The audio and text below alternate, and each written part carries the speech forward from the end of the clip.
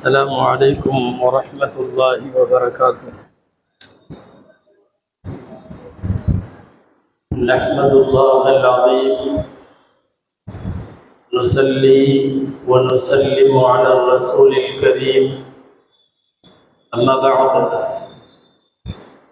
فقد قال الله سبحانه وتعالى في كلامه القديم والفرقان الحميد: أعوذ بالله من الشيطان الرجيم. بسم الله الرحمن الرحيم. أينما تكونوا يدرككم الموت ولو كنتم في بروج مشيدة. صدق الله العظيم. وقال رسول الله صلى الله عليه وسلم: لأن أمشي مع أخيه في حاجته أحب إلي من أن أعتكف في مسجدي هذا شهرا. صدق رسول الله صلى الله عليه وسلم. எல்லா புகழும் அல்லாஹு ஜல்ல ஷானுஹு தஆலா ஒருவனுக்கே உரித்தாக. அருமை நாயகம் முஹம்மதுர் ரசூலுல்லாஹ் ஸல்லல்லாஹு அலைஹி வஸல்லம் அவர்களின் மீதும்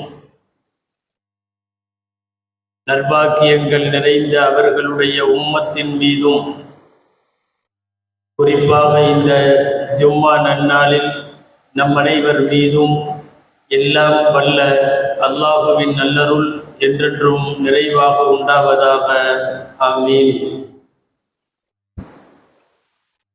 அல்லாஹு ஜல்ல ஷானுஹு தஆலா தன்னுடைய திருக்குர்ஆனில் பல்வேறு இடங்களில் மரணம் குறித்து, மரணம் நம்மை வந்தடைவது குறித்து, வெல்ல முடியாதது இந்த உலகத்தில் மரணம் என்பதை குறித்த செய்திகளை எல்லாம் வான்மறையின் வழிநெடுகிலும் அல்லாஹ் சொல்லுகிறான். நீங்கள் என்ன விரண்டோடினாலும் அது உங்களை வந்து பிடித்தே தீரும் என்கிறது சூரா ஜும்மாவினுடைய திருக்குர்ஆன் வசனம். அல்லாஹ் சூரத்துன் நிசாவின் ஒரு இடத்தில் இப்படி சொல்லுகிறான்: ஐனமா தக்கூனு யுதுரிக்குமுல் மௌத். நீங்கள் எங்கே இருந்தாலும் மரணம் உங்களை வந்தடையும். வலவ் குந்தும் ஃபீ புரூஜின் முஷையதா. உறுதியாக கட்டப்பட்ட கோட்டைகளிலே நீங்கள் குடியிருந்தாலும் மரணம் உங்களிடத்திலே வந்து சேரும். இப்படியான வசனங்கள் திருக்குர்ஆனின் வழிநெடுகிலும் உண்டு. இந்த உலகத்தில் மனிதர்களின் சக்திக்கு அப்பாற்பட்டு ஒரு இறைவனின் சக்தி உண்டு என்பதை இந்த மண்ணிலே திரும்ப திரும்ப நிரூபித்துக் கொண்டிருக்கிற ஒரு காரியம் நாம் கண்ணாலே பார்க்கிற மரணம். தனி மனிதர்களாய், குடும்பங்களாய், ஒட்டுமொத்த மனித சமுதாயமாய், கொத்து கொத்தாய், கூட்டாய் மரணங்கள் நம்மை கம்புவதை நாம் பார்க்கிறோம். குர்ஆனின் ஒரு இடத்தில் அல்லாஹ் சொல்லுகிறான்: வல்லாஹு காலிபுன் அலா அம்ரி. தன் காரியத்தில் இறைவனே ஜெயிப்பான், இறைவனே மிகைத்தவன். ஒரு சுனாமியின் போது பல்லாயிரக்கணக்கான பேரை கொள்ளை கொண்டதை கண்ணாலே பார்த்தோம். ஒரு கொரோனாவில் உலகம் முழுக்க கொத்து கொத்தாக மரணங்களை சம்பவித்ததை கண்கூடாக பார்த்தோம். ஒருவர் மற்றவரை பார்த்து அஸ்ஸலாமு அலைக்கும் என்று சொல்லுவதை விட அதிகமாக கொரோனா காலங்களில் இன்னா லில்லாஹி சொல்லும் அபாயம் ஏற்பட்டதை நாம் நன்றாகவே கொரோனாவில் உணர்ந்தோம். இப்போதும் ஆங்காங்கே ஏற்படுகிற நிலநடுக்கங்கள், நிலச்சரிவுகள், பேராபத்துகள், பேரிடர்கள், பெருவெள்ளங்கள், மழை சூறாவளிகள், இவற்றிலெல்லாம் கொத்து கொத்தான மரணத்தை பார்க்கிறோம். அப்படியாக இந்த வாரத்திலே நாம் தொடர்ந்து பார்த்து கொண்டிருப்பது கேரளாவினுடைய வயநாட்டில் ஏற்பட்ட மிகப்பெரிய கிராமங்களை புதையுண்டு போன மரணத்தினுடைய சோக சரித்திரம். அது இரவு படுக்கைக்கு சென்றவர்கள் காலையிலே பூமியின் மேற்பரப்பிலே இல்லை. தானாக அவர்களுக்கு கபரு ரெடியாகி மண் சரிவில் அவர்கள் கீழே போயிருக்கிறார்கள். ஒரு வீட்டின் பேர குழந்தையில இருந்து பாட்டனார் பாட்டி வரைக்கும் அப்படியே குடும்பத்தோடு அவர்கள் புதையுண்டு போன ஒரு நிகழ்வை நாம் நமக்கு மிக பக்கத்திலே பார்க்கிற போதுதான் மரணத்தினுடைய யதார்த்தம் நம்மை புரிய வைக்கிறது. எம்பெருமானார் ஸல்லல்லாஹு அலைஹி வஸல்லம் அவர்கள் 7 மரணங்களில் இருந்து பாதுகாப்பு தேடினார்கள். அல்லாஹ் அந்த 7 மரணத்தை தர வேண்டாம் என்று துவா செய்தார்கள். ஒன்று மௌத்துல் ஃபுஜா, திடீர் மரணம், தௌபாவிற்கு வாய்ப்பில்லாமல் போய்விடுகிற திடீர் மரணம். அதை அடுத்து நபி ஸல்லல்லாஹு அலைஹி வஸல்லம் கேட்டது ஒமின் லதுகில் ஹய்யாத், பாம்பு போன்ற விஷ ஜந்துக்களால் தீண்டப்பட்டு இறந்து போவதை நபி ஸல்லல்லாஹு அலைஹி வஸல்லம் பாதுகாப்பு தேடினார்கள். ஒமினஸ் ஸபா, வன விலங்குகளின் கோரத்தால் படுகொலையில இருந்து பெருமானார் ஸல்லல்லாஹு அலைஹி வஸல்லம் துஆ கேட்டார்கள். வல் கரக், மூழ்கி நீரிலே மூழ்கி இறந்து போவதிலிருந்து பாதுகாப்பு தேடினார்கள். வல் ஹர்க், தீயினால் கரிந்து எரிந்து போய் அப்படி மௌத்தாகுவதை நபிகள் ஸல்லல்லாஹு அலைஹி வஸல்லம் பாதுகாப்பு தேடினார்கள். மின்னை யுஹீர அலைஹி ஷையுன், ஒரு மனிதன் மீது ஏதாவது விழுந்து அவன் மரணித்து போவதை பாதுகாப்பு தேடினார்கள்.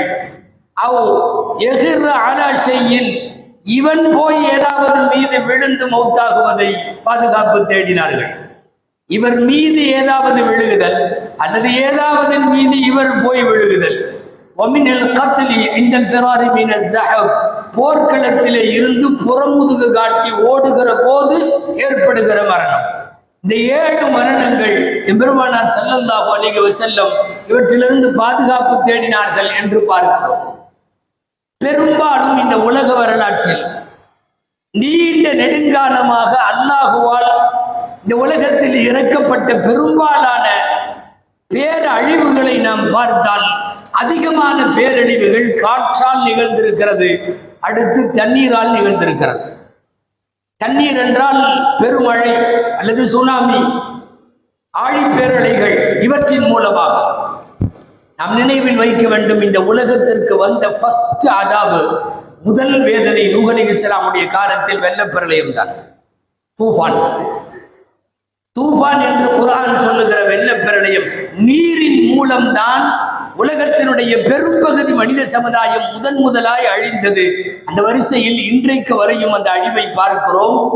அண்மையில் கேரளாவில் ஏற்பட்ட நிலச்சரிவு, எத்தனையோ நல்லவர்கள், குழந்தைகள், குடும்பத்தில் வாழ்ந்த பெரியவர்கள் கிராமத்தில் இன்னமும் உடலை தோண்டி எடுத்துக் கொண்டிருக்கிறார்கள், நூற்றுக்கணக்கான உடல்களை என்பது உண்மையாகவே நம்மை சிந்திக்க வைக்கிறது, சிலிர்க்க வைக்கிறது, மரணத்தை நோக்கி நம்மை யோசிக்க வைக்கிறது.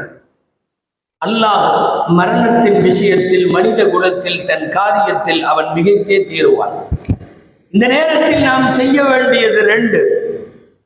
ஒன்று, அந்த மக்களுக்கு ஆறுதலாய் துஆ செய்வது, இருப்பவர்கள் உயிரோடு அவர்கள் மீண்டு வருவது, இனிமேலும் இப்படிப்பட்ட பேரிடர்கள் எங்கும் நடக்காமல் இருக்க பிரார்த்திப்பது. இந்த துஆக்கள் எல்லாம் ஒரு ரகம். இன்னொன்று, வாழ்வாதாரங்களை இழந்து நிற்கிற அந்த மக்களுக்கு நம்மால் முடிந்த உதவிகளை செய்வது, இது 2வது விஷயம். பொதுவாகவே இந்த உலகத்தில் யார் பாதிக்கப்பட்டாலும் சொல்லுவார்கள் அல்லவா, பிரேயிங் லிப்ஸ் வேண்டும், ஹெல்பிங் ஹேண்ட்ஸ் வேண்டும் என்பார்கள். பிரார்த்திக்கிற உதடுகள் வேண்டும், உதவி செய்கிற கரங்கள் வேண்டும். இப்போதைக்கு அங்கங்கே நிவாரண முகாம்களில் தங்கி வைக்கப்பட்டு எல்லாவற்றையும் இழந்திருக்கிற அந்த மக்களுக்கு தேவை பிரார்த்திக்கிற உதடுகளும் தேவை, அதைவிட அதிகமாக ஹெல்பிங் ஹேண்ட்ஸ் தேவை, உதவும் கரங்கள் வேண்டும். அந்த உதவும் பொதுவாகவே இந்த மாதிரி சோதனைகளை அல்லாஹ் வழங்குவதற்கு பின்னாலே இருக்கிற அரசியலையோ அறிவியலையோ நீங்கள் யோசித்தால் அல்லாஹ் இந்த சோதனைக்காக நடத்துகிறான். இது போன்ற நேரங்களிலும் கூட உதவ முன் வருபவர்கள் யார்? அப்போதும் தனது பாக்கெட்டை, கல்லாவை, தன்னுடைய பெட்டியை பத்திரமாக பூட்டி வைத்துக் கொண்டு உதவ முன் வராதவர்கள் யார் என்று பார்ப்பதற்காக அவ்வப்போது நம்மிடத்தில் கையிலே, நம் அறையிலே, நம் பாக்கெட்டிலே, நம் கல்லாவிலே இருக்கிற காசுகளுக்கு வேலை ரப்பு தருவான். யஸ்அலூனக மாதா யுன்ஃபிகூன், நபியே உங்களிடத்தில் வந்து என்ன செலவு செய்வது என்று கேட்கிறார்கள். எதை செலவு செய்வது என்று கேட்கிறார்கள். அல் குர்ஆனுடைய பக்ராவுடைய வசனம், யஸ்அலூனக மாதா யுன்ஃபிகூன், எதை செலவு செய்வது என்று கேட்கிறார்கள். சொல்லுங்கள், குல் மா அன்ஃபக்தும் மின் கைரின், உங்கள் காசு பணங்கள் நல்லதை எல்லாம் செலவழிக்க வேண்டும். ஃபலில் வாலிதைனி வல் அக்ரபீன வல் யதாமா வல் மசாகீன், பெற்றோர்களுக்கு, சொந்தங்களுக்கு, ஏன் யத்தீம்களுக்கு, ஆதரவற்றவர்களுக்கு, ஏழைகளுக்கு. ஏழைகள் என்றால் பிறப்பிலேயே ஏழைகள் அல்ல. அங்க முகாம்களிலே தங்கி இருக்கிற சில நபர்களுக்கு 10 வீடு வாடகை வருகிறது, பல லட்சம். வீடும் இல்லை, வீட்டிலே ஆட்களும் இல்லை. முகாந்திரத்தில் அவர் தயிர் சாதத்தோடு கையில வைத்துக் கொண்டு அமர்ந்திருக்கிறார் என்று கேள்விப்படுகிறோமே. ஏழைகள் என்பது பிறப்பால் ஏழைகள் அல்ல, திடீரென்று ஏற்பட்ட இந்த அனர்த்தங்களாலும் பேரிடர்களாலும் ஏழைகளாகி போன மக்கள். குல் மா அன்ஃபக்தும் மின் கைரின், நீங்கள் என்ன கொடுத்தாலும் நல்லது என்கிறார். காசோ பணமோ உணவோ. ஒமா தஃஅலூ மின் கைரின் ஃபஇன்னல்லாஹ பிஹி அலீம், நீங்கள் என்ன நன்மை கொடுத்தாலும் நீங்கள் கொடுப்பது அல்லாஹ்வுக்கு தெரியும் என்று நம்மை பார்த்து சொல்லுகிறது குர்ஆன். அன்பிற்குரியவர்களே, இஸ்லாமிற்கான ஏராளமான பெயர்களில் அல் இஸ்லாம் தீனுல் இஹ்சான் என்பது ஒரு பெயர். இது உபகாரம் செய்கிற மார்க்கம், யாருக்காக இருந்தாலும் உபகாரம் செய்கிற மார்க்கம். எந்த ஏழைகள், வறியவர்கள், ஆதரவற்றவர்கள் இவன் கை உதவிக்காக நீளுமானால் இவன் முஸ்லிம் என்பது ஒரு இஸ்லாமிய அடையாளமாக சொல்லப்பட்டது. பெருமானார் ஸல்லல்லாஹு அலைஹி வஸல்லம் சொல்லுவார்கள், நிறைவான ஈமானுக்கு அடையாளம் என்ன தெரியுமா? நீ உனக்கு விரும்புவதை அடுத்தவனுக்கும் விரும்ப வேண்டும். இது போன்ற ஒரு நிலச்சரிவு நமக்கு நம் பகுதியில் வந்து, அல்லாஹ் பாதுகாக்க வேண்டும், அப்படி வந்து புதையுண்டு போய் நிர்கதியாக நிறைய பேரை இழந்த நிலையில் நாம் அமர்ந்திருந்தால் நம் கைகளுக்கு யாராவது என்ன தர வேண்டும் என்று நினைப்போமோ அது அடுத்தவர்களுக்கும் தர வேண்டும். யுஹிப்பு லி அஹீஹி மா யுஹிப்பு லி நஃப்ஸிஹி, தனக்கு விரும்புவதை தன்னுடைய மற்ற சகோதரனுக்கும் அது கிடைக்க வேண்டும் என்று விரும்ப வேண்டும். அன்பிற்குரியவர்களே, பக்கத்தில் இருக்கிற வயநாட்டிற்காக வேண்டி நீளுகிற நம் கரங்கள் உண்மையாகவே அல்லாஹ்வின் சோதனையிலே வெற்றி பெறுகிற கரங்கள் அவை.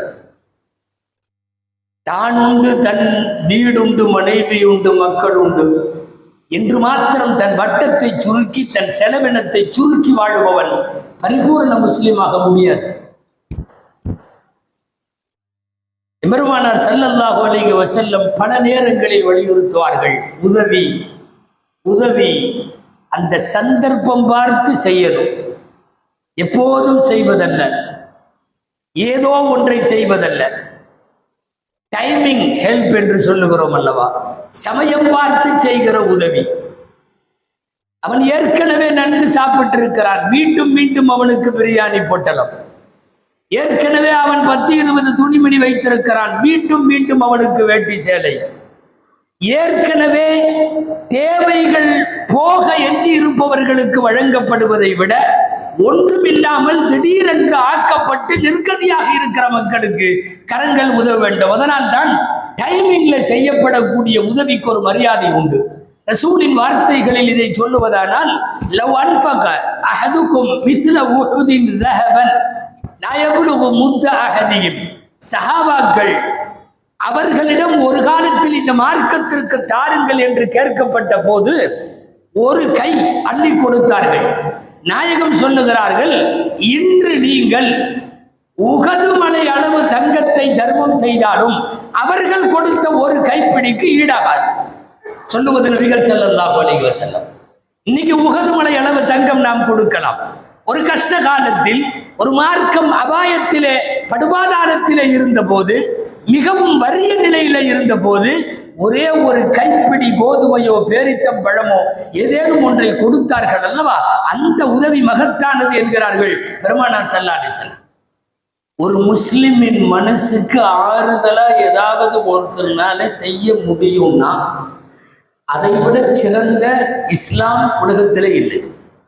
பல தடவை கேட்கப்பட்டிருக்கிறது எம்பெருமானாரிடம் ஒரு கேள்வி, ஐயுல் இஸ்லாமிய அஃதல், நாயகமே இஸ்லாமில் எந்த செயல் ரொம்ப சிறந்தது?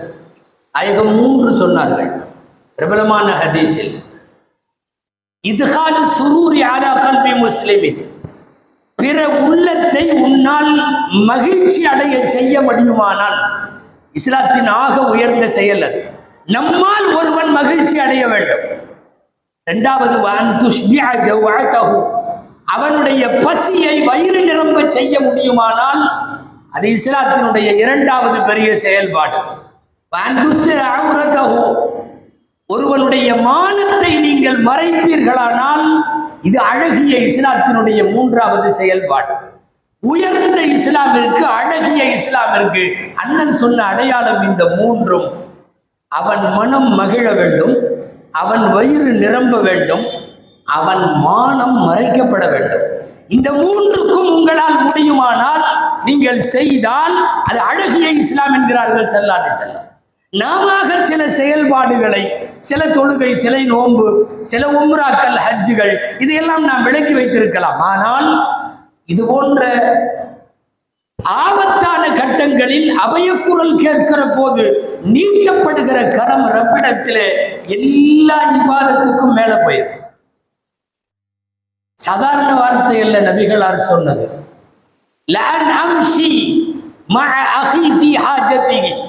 ஏதேனும் ஒரு தேவைக்காக வேண்டி, ஏதாவது ஒரு சகோதரனோடு அவன் தேவையை நிறைவேற்ற நான் நடந்து போவது அஹப்பு இலைய மின்னன் அத்தகிஃப பி மஸ்ஜிதி ஹாதா ஷஹரன், ஒரு மாசம் என்னுடைய இந்த பள்ளிவாசல் மஸ்ஜிது நபவி பள்ளிவாசலில் ஒரு மாசம் இஅ்திகாஃப் இருப்பதை விட ஒருத்தனுடைய தேவையை நிறைவேற்றற்கு அவன் கூட கொஞ்ச நேரம் நான் நடந்து போறது சிறப்பு என்கிறார்கள் பெருமானார் ஸல்லல்லாஹு அலைஹி வஸல்லம். நாம் செய்கிற ஏதாவது ஒரு சின்ன உதவி மஸ்ஜிது நபவியின் ஒரு மாத இஅ்திகாஃபை விட சிறந்தது என்றால் இது இதை மீறி என்ன வார்த்தைகள் சொல்லிவிட முடியும்? எத்தனையோ சாலிஹீன்களுடைய ஹஜ் சில ஏழைகளுக்கு கொடுத்ததால் அவர்கள் ஹஜ்ஜுக்கு போக முடியவில்லை. ஆனால் அல்லாஹ் ஹாஜிகள் என்று பதிவு செய்து விட்டார். வழி நெடுகிலும் இந்த வரலாற்றிற்கு சான்றுகள் உண்டு. ரபீ இப்னு சுலைமான் என்பவர் ரலியல்லாஹு அன்ஹு ஒரு உண்டியல் வைத்து ஹஜ்ஜுக்கு போவதற்கு காசு சேர்த்து, அவர் வாழ்ந்த பகதாதில இருந்து ஹஜ்ஜு செய்ய காசு சேர்த்து எல்லாம் ஆயத்தமாகி கிளம்புகிற போது அவர் பக்கத்திலேயே, அவர் அண்மையிலேயே ஒரு ஏழை குடும்பம் வயிற்று பசிக்காக போராடி கொண்டிருக்கிற பெண் பிள்ளைகள் எல்லாம் உள்ளடக்கி வைத்திருக்கிற அந்த வீட்டில் உண்டியலை கொண்டு போய் அப்படியே அங்கே கொடுத்து விட்டு ஹஜ்ஜுக்கு போகாமல் தன்னுடைய வேலையை பார்த்த ரபீ இப்னு சுலைமானை அல்லாஹ் என்ன வெகுமதி கொடுத்தான் தெரியுமா? அவர் உருவத்திலே மலக்குகள் வந்து ஹஜ்ஜு செய்து விட்டு போனார்கள். போய்விட்டு திரும்பி வந்தவர்கள் எல்லாம் சொன்னார்கள், உங்களை மினாவில் அங்க பார்த்தேன், உங்களை ஜம்ரத்துல நான் அங்க பார்த்தேன், நான் உங்களை அரஃபாவில் இங்க பார்த்தேன், நான் போகவே இல்லையே. போனதாய் அல்லாஹ்விடத்திலே கணக்கு. காரணம் என்ன தெரியுமா? ஒரு தக்க சமயத்தில் அடுத்தவர்களுக்கு செய்கிற உதவி, நாம் நீட்டுகிற கரம் ரப்பிடத்திலே சொல்ல போனால் மஸ்ஜிது நபவி இஅ்திகாஃபை விட மட்டுமல்ல, ஹஜ்ஜு உம்ராக்களை விட சிறந்தது என்று பார்க்கிறோம். அதிலும் எங்காவது பாதிக்கப்படும் மக்கள், அது முஸ்லிமோ காஃபிரோ, அப்படி ஒருவர் இருந்தால் அவர்களுக்கு நன்மையை நாடியாக வேண்டும். சஹீஹுல் புகாரி ஈமானுடைய பாடம். பெருமானார் ஸல்லல்லாஹு அலைஹி வஸல்லம் அத்தீனு அன்-நஸீஹா, மார்க்கம் என்பதே, தீன் என்பதே வெறும் தொழுவது ஓதுவதல்ல, அடுத்தவர்களின் நன்மையில பங்கெடுப்பது, அவர்களின் நல்வாழ்க்கையில பங்கெடுப்பதற்கு பெயர் தீன் என்கிறார்கள் நாயகம் ஸல்லல்லாஹு அலைஹி வஸல்லம் அவர்கள். எத்தனையோ வரலாற்று நிகழ்வுகளை எல்லாம் பார்க்கிறோம். ஜரீர் இப்னு அப்துல்லா ரலியல்லாஹு அன்ஹு என்ற ஒரு நபித்தோழர், ரொம்ப பிரபலமான சஹாபிகளில் ஒருவர். ஜரீர் இப்னு அப்துல்லா ரலியல்லாஹு அன்ஹு இஸ்லாத்தை பற்றி அறிந்து கொஞ்சம் தாமதமாய் இஸ்லாத்திலே சேருவதற்கு பெருமானாரின் திருச்சமூகத்திற்கு அவர்கள் வருகிற போது கையை நீட்டிய ஜரீரிடம் ரலியல்லாஹு அன்ஹு பெருமானார் ஸல்லல்லாஹு அலைஹி வஸல்லம் பைஅத்தின் வாக்கியங்களை சொல்லிக் கொடுத்தார்கள். இணை வைக்க மாட்டேன், திருட மாட்டேன் என்றெல்லாம் வரிசையாய் சொல்லிவிட்டு சொன்னார்கள், ஒன் நுஸ்ஹ லிகுல்லி முஸ்லிமின், எல்லா முஸ்லிமுக்கும், உலகத்திலே வாழுகிற எங்கா இருந்தாலும் நான் நன்மையை நாடுவேன் என்பது ஒரு முஸ்லிமாக சேருவதற்கான தகுதிக்குரிய குவாலிஃபிகேஷன் என்று சொல்லுகிறோமே, அந்த சொற்களில் பெருமானார் ஸல்லல்லாஹு அலைஹி வஸல்லம் அடுத்தவர்களுக்கு நாம் நன்மை சேர்ப்பதை அவர்கள் பைஅத்தினுடைய வாசகமாக சொன்னதை பார்க்கிறோம். சில நேரங்களில் தனக்கு போக தர்மம் என்கிற கோட்பாடு ஓரளவு ஏற்புடையதுதான். ஆனால் தயானம் என்ற ஒரு வார்த்தை தமிழில் இருக்கிறது, தன்னையும் மீறி செய்து விடுவது. அப்படி செய்த நிறைய பேர் அல்லாஹ்வின் அருள்முறையிலும் அண்ணல் நாயகத்தின் நபிமொழிகளிலும் பாராட்டப்பட்டிருக்கிறார்கள். நாமெல்லாம் அடிக்கடி கேள்விப்பட்டிருக்கிற நபிமொழி தானே, வந்த விருந்தாளி பசியோடு இருக்க அவருக்கு சாப்பாடு கொடுக்க வேண்டும் என்பதற்காக விளக்கை வேண்டுமென்றே அணைத்துவிட்டு குழந்தைகளை தூங்க வைத்துவிட்டு சாப்பிடுவது போல பாசாங்கு செய்துவிட்டு விருந்தாளியை சாப்பிட வைத்து பட்டினி வயிற்றோடு உறங்க போன அபூ தல்ஹா ரலியல்லாஹு அன்ஹு என்கிற சஹாபி காலை பெருமானாரிடத்தில் வந்தபோது நாயகம் சொன்ன வார்த்தை என்ன தெரியுமா? லகத் அஜிபல்லாஹு மின் சனீஇக்கும் அல் பாரிஹத பிதைஃபிக்கும். உங்க விருந்தாளி கூட நீங்க நேற்று நைட்டு நடந்துகிட்ட இந்த நடைமுறை அல்லாஹுவையே ஆச்சரியப்பட வைத்திருக்கிறது. அல்லாஹுவே அதிலே மிகவும் மகிழ்ந்து போயிருக்கிறான். அபூ தல்ஹா, நீங்கள் பாராட்டுக்குரியவர்கள். ஹஜ்ஜிலே லட்சம் சஹாபிகள் இருக்கிற போது நாயகம் ஸல்லல்லாஹு அலைஹி வஸல்லம் தேடி தேடி கேட்டது, அபூ தல்ஹாவை கூப்பிடுங்கள், அபூ தல்ஹாவை கூப்பிடுங்கள். என்றோ எப்போதோ யார் தேவை உடையவர்களோ அந்த தேவை உடையவர்களுக்கு உதவிய அந்த உள்ளத்தை ரப்பும் மறக்கவில்லை, பெருமானார் ஸல்லல்லாஹு அலைஹி வஸல்லம் அவர்களும் மறக்கவில்லை. அந்த வரிசையிலே தான் இன்றைக்கு நாம் பார்க்கிற நிறைய பேரிடர்களினுடைய ஆறாத ரணங்கள். என்பதற்குரியவர்களே, இறந்தவர்களின் எண்ணிக்கை பெருகிக் கொண்டே போகிறது நாள்தோறும். குழந்தைகள்ல இருந்து முதியவர்கள் வரைக்கும் மண்ணுக்குள்ளே இருந்து உடலை எடுத்துக்கொண்டே இருக்கிறார்கள். வெளியில் இருந்து கபறுகளிலே புதைப்பார்கள். ஆனால் ஏற்கனவே கபருக்குள்ளே போனவர்களை எடுப்பதை போன்று இருக்கிறது அங்கே நாம் ஊடகங்கள் வழியாக காட்டுகிற நேரலை காட்சிகள். அப்படியே பூமிக்குள்ளே போய்விட்ட மஸ்ஜிதுகளும், அதிலே இருந்த இமாம், அதிலே பணியாளர்கள் எல்லாம் நிறைய குடும்பங்கள். ஏறத்தாழ பேத்தியிலிருந்து பாட்டி வரை ஒரு குடும்பத்தின் 11 பேர் யாரும் இல்லை, யாருமே இல்லை. இன்றைக்கு பத்திரிகைகளிலே வந்திருக்கிறது 98 உடம்புகளை அன்னைக்கு போஸ்ட்மார்ட்டம் செய்த டாக்டருடைய பேட்டி வந்திருக்கிறது. எல்லா ஊடகங்களிலும் காட்டுறாங்க. 98 பாடியை நான் போஸ்ட்மார்ட்டம் பண்றதுக்குள்ள என் கைகள் நடுங்கியது. குழந்தைகளை கொண்டு வந்த போது போஸ்ட்மார்ட்டம் செய்வதை நிறுத்திவிட்டு நான் ஸ்தம்பித்து போய்விட்டேன். எங்காவது ஓடி போயிடலாமா அப்படின்னு நான் நினைச்சேன். மிக மோசமாக உடம்புகள் மண்ணிலிருந்து எடுக்கப்படுகிறது. இதுக்கு ஒன்றும் பெரும் சப்தம் இல்லை, பேரிடி ஒண்ணுமே இல்லை. தொடர்ந்து சில நாட்களாக மழை, அவ்வளவுதான் சரிவு. ஒரு ஊர் அப்படியே உள்ளுக்குள்ளே போகிறது என்றால், இந்த மாதிரி நேரங்களில் நாம் யோசிக்க வேண்டியது என்னன்னா, அதுல முஸ்லிம் இருக்காங்களா என்று அல்ல. இது போன்ற நேரங்களில் தேவை மதம் கடந்த மனிதாபிமானம். அவன் இந்துவாக இருக்கட்டும், கிறிஸ்துவனாக இருக்கட்டும், முஸ்லிமாக இருக்கட்டும், என் கடவுள் இல்லை என்று சொல்பவனாக இருக்கட்டும், யாராக இருந்தாலும் இப்படி பாதிக்கப்பட்டு கையறு நிலைக்கு போன ஒருத்தருக்கு உதவிக்கரம் நீட்டுவது ஒரு முஸ்லிமின் அஃப்லாக், ஒரு முஸ்லிமின் உயர்ந்த பண்பாடு. இதுல காஃபிர் முஸ்லிம் பாகுபாடு இல்லை. நான் நினைவூட்ட வேண்டும் அல் குர்ஆனுடைய வசனம், காஃபிர்கள் விஷயத்தில் உள்ள வசனம், அன்தபர்ரூஹும் வதுக்ஸிது இலைஹிம். நீங்கள் அவர்களுக்கு உபகாரம் செய்ய வேண்டும், அவர்களோடு நீதமாக நடக்க வேண்டும். யாருக்கு? காஃபிர்களுக்கு. உங்களை வம்புக்கு இழுக்காத, உங்களை கொல்லாத, உங்களை வீடுகளை விட்டு துரத்தாத காஃபிர்கள் துன்யாவின் எந்த மூலையில் இருந்தாலும் அன்தபர்ரூஹும் வதுக்ஸிது இலைஹிம் இன்னல்லாஹ யுஹிப்புல் முக்ஸிதீன்.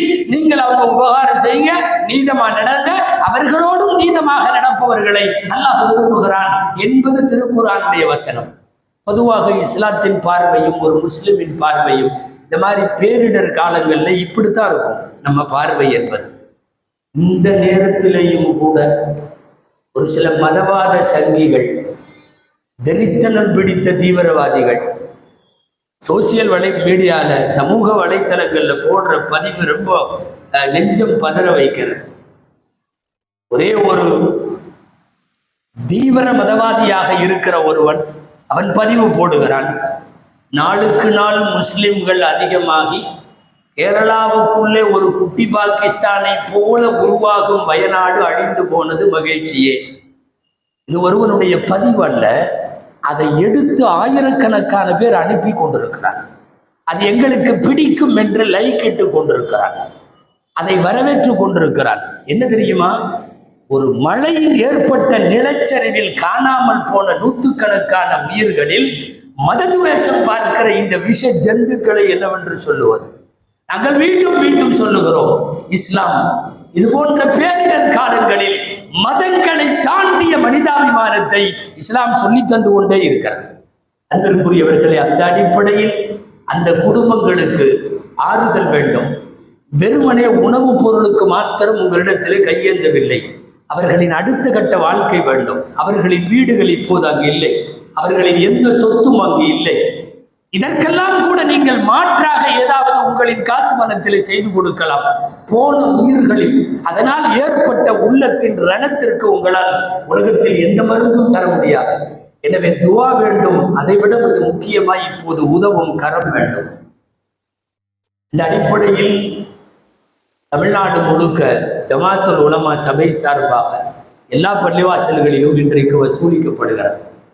வழக்கம் போல 10 ரூபா நோட்டை கையில் தூக்காம கொடுப்பது பெரிதென்று சொல்ல வரவில்லை, நல்ல அது தொகைதான். இருந்தாலும் தேவையினை கருத்தில் கொண்டு ஒரு நிறைவான தொகையை உங்களால் முடிந்த அளவு உங்கள் இருப்பில் இருந்து நீங்கள் தர வேண்டும் என்கிற வேண்டுகோளை வைக்கிறோம்.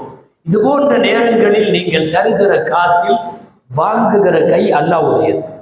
நன்றாக கவனத்தில் வையுங்கள். தருவது உங்கள் கை, வாங்குவது அல்லாஹ்வுடைய கை. ஹதீசுகளின்படி நிலச்சரிவு, இடிபாடுகள், வீடு இழுந்து இப்படியெல்லாம் மௌத்தானவர்களை ஷஹீதுகள் என்கிறார்கள் நாயகம். நீங்கள் கொடுக்கிற காசு ஷஹீதுகளுக்கு கொடுக்கிற காசு. கடைசியாய் ஒரு வார்த்தை, நீங்கள் செய்கிற இது போன்ற நேரங்களில் உள்ள சதகாக்கள் 2 நன்மையை கண்டிப்பாக தரும். நம்மீது ரப்பின் கோபம் ஏதாவது இருந்தால் அந்த கோபம் போய்விடும் என்கிறது ஹதீஸ். இன்ன சதகத துத்ஃபி உகதப ரப்பி வ மைதத சூ, கெட்ட மரணம் நமக்கு ஏற்படாது என்கிறார்கள் நாயகம் ஸல்லல்லாஹு அலைஹி வஸல்லம். இது போன்ற மரணங்களின் போது ஆதரவு கரம் நீட்டுகிற மக்களுக்கு 2 பஷாரத், சுப செய்தி. ஒன்று, ரப்பினுடைய உங்கள் மீதான கோபம் போகும். இன்னொன்று, கெட்ட மரணத்தை விட்டு அல்லாஹ் பாதுகாப்பான் என்றெல்லாம் வருகிற காரணத்தால் நீங்கள் கொடுக்கிற சதகா அல்லாஹுவால் வளர்க்கப்பட்டு அது பெருமடங்காக திருப்பி தரப்படும் என்பதை கவனத்தில் கொண்டு இன்ஷா அல்லாஹ் நம்முடைய மதரசாவுடைய மாணவர்கள் எல்லா வாசல்களிலும் நிற்கிறார்கள். வயநாட்டுக்காக வசூல் செய்யப்பட்டு உலமா சபை மூலமாக நேரடியாக அந்த களத்திற்கு கொண்டு போய் தேவையானவைகளை செய்து தரப்படுகிற சூழல் உள்ளதால் எல்லாரும் அவர்களால் முடிந்த அளவு கொஞ்சம் விசாலமாக, விரிவாக, ஏராளமாக மட்டுமல்ல தாராளமாக நீங்கள் வழங்க வேண்டும். 500களாய் 1000களாய் சமுதாயத்திடமிருந்து எதிர்பார்க்கிறோம். காரணம், நமக்கு பக்கத்தில் இருக்கிற ஊர். என்றைக்கு வேண்டுமானாலும் யாருக்கும் இந்த நிலை வரலாம். நல்லா பாதுகாக்க வேண்டும். ஜும்மாவிலே எடுத்து வந்தவர்கள் ஜும்மாவிலேயே தாருங்கள். எடுத்து வராதவர்கள் இன்ஷா அல்லாஹ் நாளை சனிக்கிழமை மக்ரிப் வரைக்கும் ஒரு உண்டியல் வயநாட்டு வசூலுக்காக அலுவலகத்தில் வைக்கப்பட்டிருக்கிறது. காசோலைகளாக, பணங்களாக தருபவர்கள் வந்து அந்த உண்டியலிலே போட்டு செல்லுமாறு கேட்டுக்கொள்ளப்படுகிறது. உங்களுடைய விசாலமான உதவிகளுக்கு அல்லாஹ் நிறைந்த நற்கூலிகளை வழங்குவானாக. ஆமீன். வஆகிரு தஅவானா அல்ஹம்துலில்லாஹி ரப்பில் ஆலமீன்.